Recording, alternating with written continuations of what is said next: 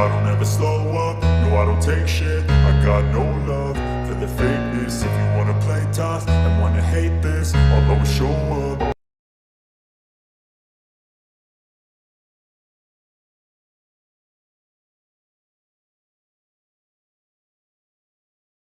Now listen to the conversation and answer questions 1 to 3.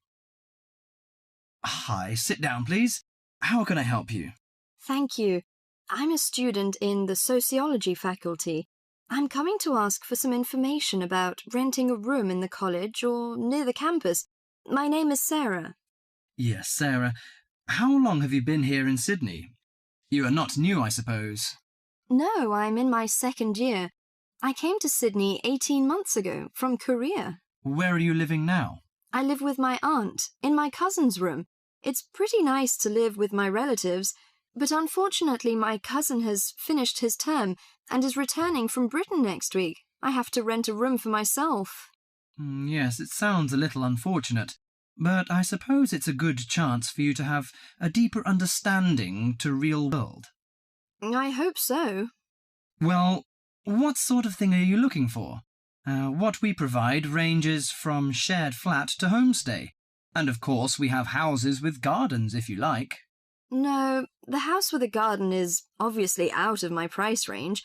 Shared flat is not bad, but I prefer a homestay. I enjoy the feeling of living with the family. When do you plan to begin the rent? Next week, you just said?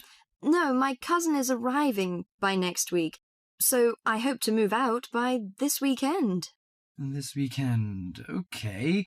The main area we deal with is around the university. Around the university, aha.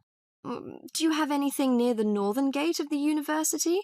You know, the sociology faculty is near the northern gate.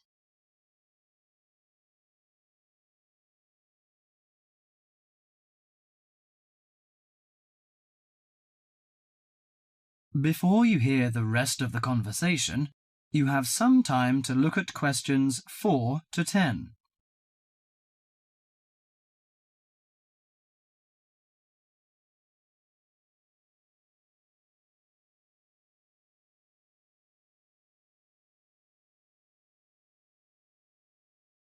Now listen to the conversation and answer questions 4 to 10. Yes, what sort of price are you thinking of? Well, could you give me some idea? You know, I have no experience of renting a room. I don't know what price is reasonable, but I hope it's not over $300. I see. Usually the homestay ranges from $180 per month. Only $180? Yes, to $350 depending on a number of different factors. What does it depend on? Well, obviously the quality of the house, the facilities and extra services. Oh, I don't care about the quality very much, as long as it's clean. As to the facilities, I want the room with the separate bathroom. Kitchen isn't a necessity, because I don't want to cook by myself. I hope to have meals with the family if possible. Okay, let me check the files. Yes, I think this one might suit you. It's a family house with 2 vacant bedrooms. How about the owner of the house? I mean, is it a family or... According to the file, it is a retired lady. She wants to find college students as tenants. That's great. What's the condition of the rooms?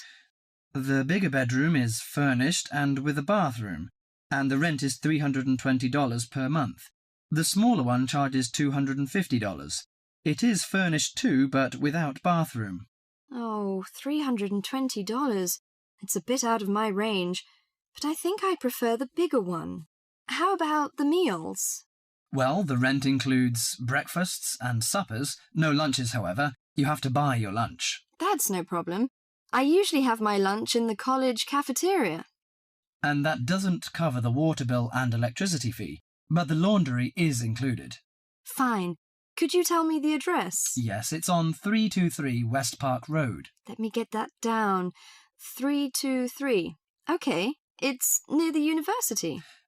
So, when can I have a look at the room? You know, I'm a little pressed for time. The file says the landlady is in every afternoon. So this week, say Friday? Oh, I'm afraid I can't make it then. I have a lecture on Friday afternoon till 5:30. How about Thursday?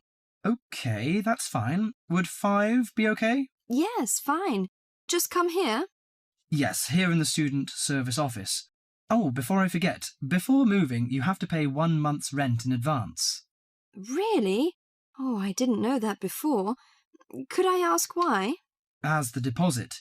You know, in case you damage the property or move out without giving notice. Usually this doesn't happen, but standing in the owner's shoes... Yes, I understand it all. So that's $320. Okay, I'll take the money. If I'm satisfied... Well, a word of advice. Don't forget to get a receipt when you pay the deposit or rent. Yes, thank you so much.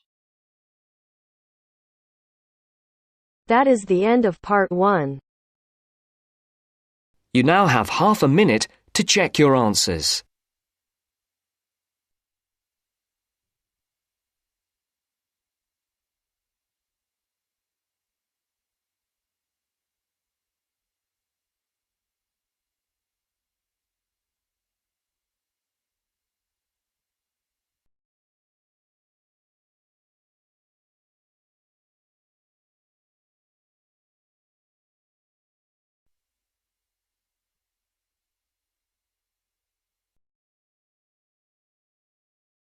Now turns to part 2.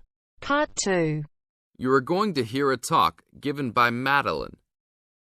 She is going to introduce the recreational facilities on campus and in town. First, you have some time to look at questions 11 to 20.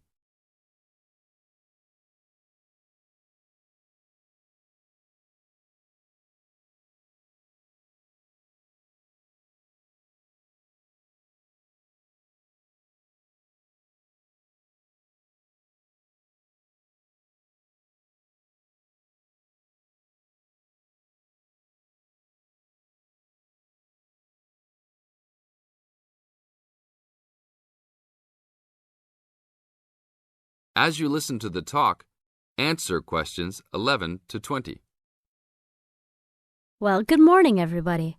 My name's Madeline Stewart, and I'm here to tell you about the recreational facilities available on campus, and also to tell you something about what the town has to offer. You may already know that your Students' Union membership also includes membership of the Sports Union, which provides a range of sporting and recreational facilities on campus, much the same as those in most British universities. The Sports Union has football, tennis, and cricket teams in local competitions. And really, most sports are catered for in some way on campus, even if they're just social matches.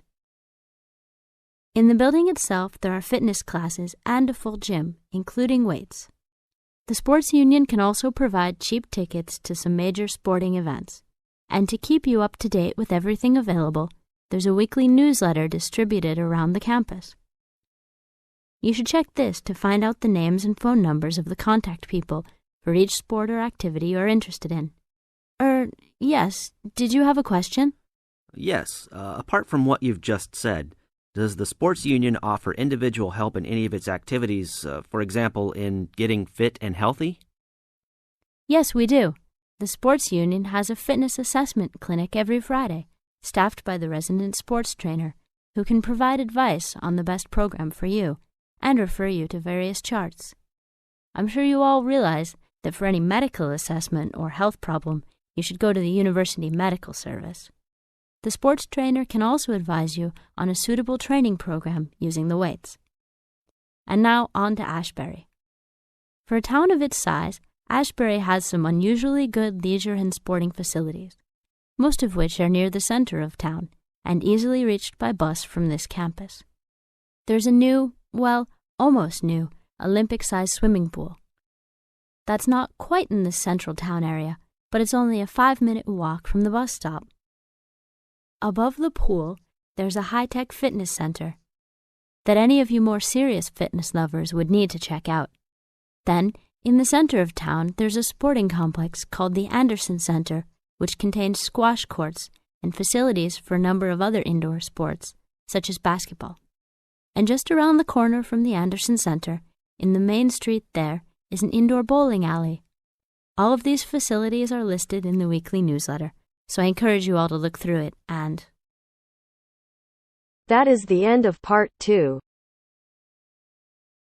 You now have half a minute to check your answers.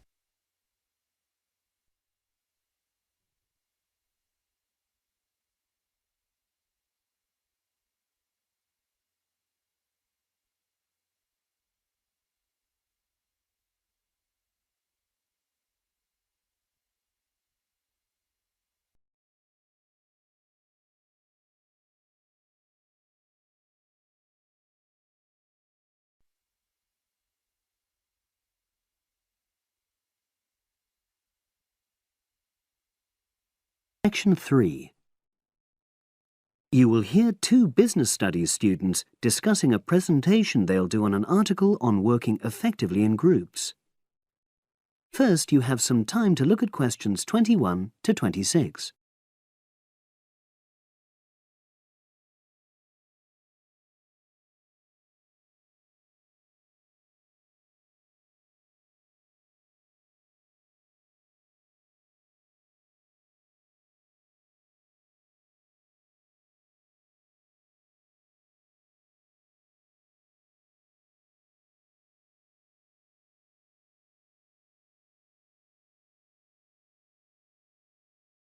Now listen and answer questions 21 to 26.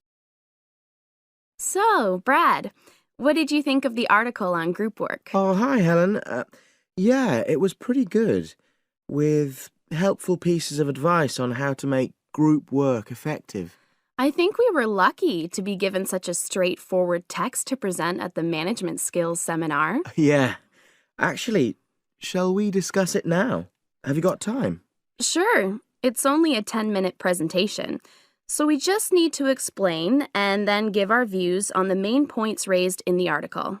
I'll jot down some notes. Right. So, there are 3 main sections. I suggest we start with listening. Yeah, effective listening in groups, because it's not something that's frequently covered on courses in our field. No, and we should say that in the presentation. Yeah. And also effective listening's pretty simple, you know. I don't think it's hard to learn. Well, people think it's easy, but in my experience, most of us tend to be very lazy listeners. Okay, I wouldn't argue with that. Something I do think we should emphasize is the power of the listener's posture, gestures, etc., in making speakers feel respected. Not that you're just waiting for them to finish before jumping in with your own ideas. Uh-huh. Okay, right. The next section is on goal setting. Let's make sure we're clear what the article says on this. Yeah. Well, firstly, it says that all group members must be given time to explain their own goals. That's it, yeah. And then did it say that the whole group should agree on common goals? That's a bit too strong. It's more that everyone's agendas should be equally acceptable. But it does say that goals have to be realistic, you know... Achievable within a particular time? You've got it. That's really what the article's saying. There isn't really any point in having ideals if group members know they won't come to anything within a reasonable period. So, I think a summary covering those points will be enough for that part of the presentation, don't you? Yeah. Now, the last section is about conflict resolution. Actually, I thought it was the worst part of the article. Me too. I don't think it went into sufficient detail on the issue. Actually, I thought it devoted too much space to it, but that it was all rather boring, you know? It didn't mention some of the more radical theories. Absolutely. I found that really irritating. Right, and also I think it could have said more about conflict sometimes being healthy in groups. Absolutely. It just mentioned rather glibly about how we should avoid thinking of winners and losers, and that quick resolution of conflict is always desirable. Without explaining what these terms mean? Well, it gives quite detailed definitions, but doesn't develop a proper argument. Right. So, for the presentation, I think we just give some definitions and then explain what we felt were the weaknesses in the article's treatment of conflict resolution. Yeah, good. Now you have some time to look at questions 27 to 30.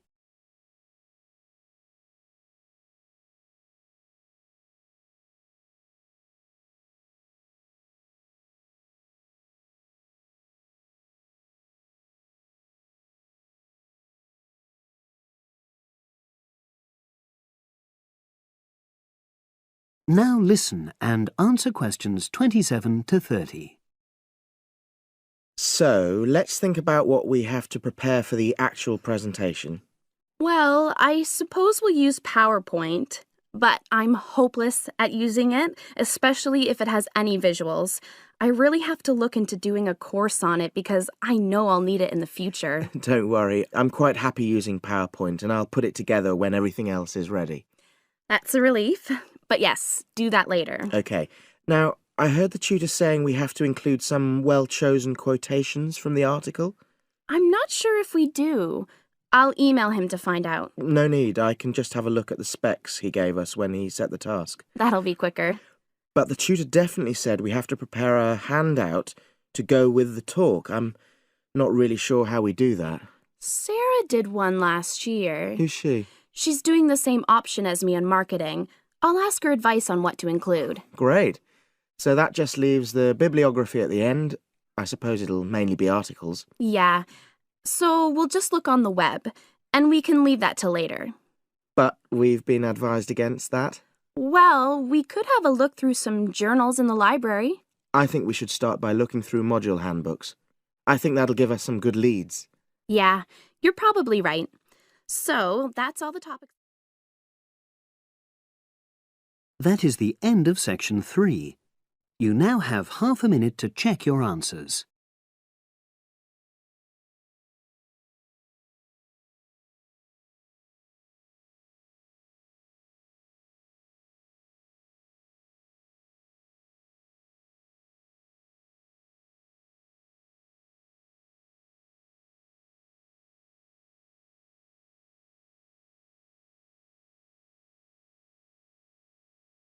Now turns to part 4. Part 4. You'll hear a lecturer talking to students about sport in Ireland. First, you have some time to look at questions 31 to 33.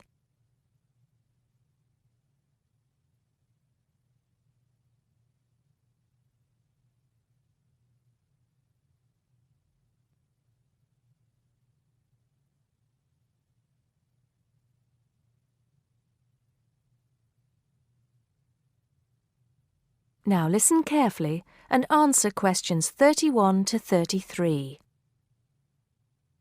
Now, today we're going to be finding out about the most popular sports in the Emerald Isle.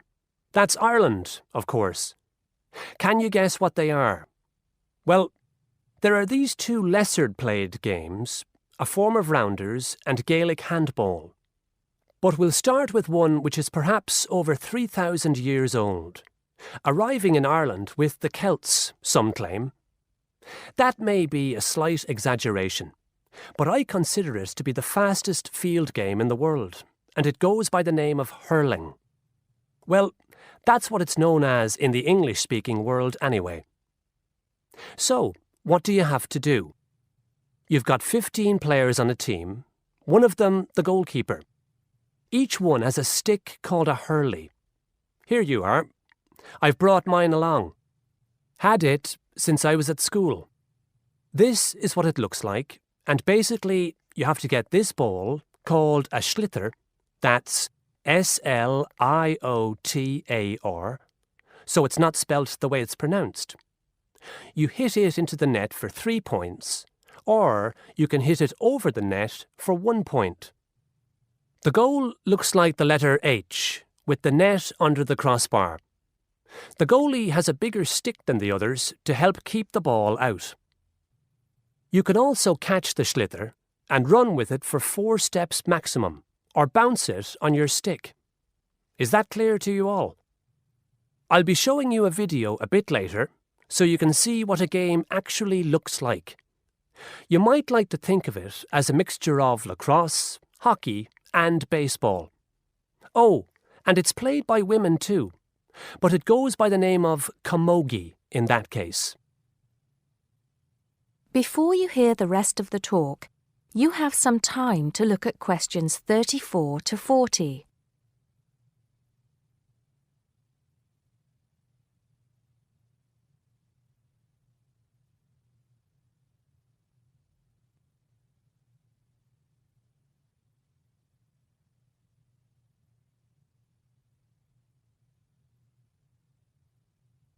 Now listen and answer questions 34 to 40.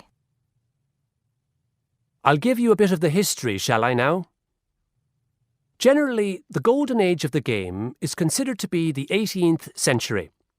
But systematic rules were first agreed and drawn up at that great shrine of learning, Trinity College Dublin, in 1879, founding the Irish Hurling Union, closely followed just a few years later by the formation of the Gaelic Athletics Association. With greater organisation last century, the All-Ireland Hurling Championship got off to a flying start, and I'm proud to say that my own native city of Cork has won more than 20 titles over the years. But then, so have Kilkenny and Tipperary. Is it only played in Ireland? No. Well, it is the only country with a national team at the moment, but you may be surprised to discover there are hurling clubs in London, as well as in America and Argentina, to name just a few. The other game I'd like to take a little time to introduce you to is Gaelic football, which is played on the same pitch as hurling with the same number of players, but there's no net. You just have to get the ball over your opponent's goalposts, and you can do that by kicking or punching the ball. However, you're not supposed to do that to the players, I might add. Imagine it as a combination of soccer and basketball. But in my opinion, it's a more exciting spectacle than either of those. Excuse my bias, if you will. It's also very popular with women. In fact, there are more women's teams than for any other sport. Whether despite or because of the physical contact involved, I wouldn't like to say. They do play a shorter game, 60 minutes, rather than the men's 70. So, let's have a look. If we can have the lights down, I'll see if I can get this technology to work. That is the end of part 4. You now have half a minute to check your answers. I don't ever slow up, no I don't take shit. I got no love for the fakeness. If you wanna play tough and wanna hate this, I'll always show this life I'm crazy, I'm bad. I don't ever slow up, no I don't take shit. I got no love for the fakeness. If you wanna play tough and wanna hate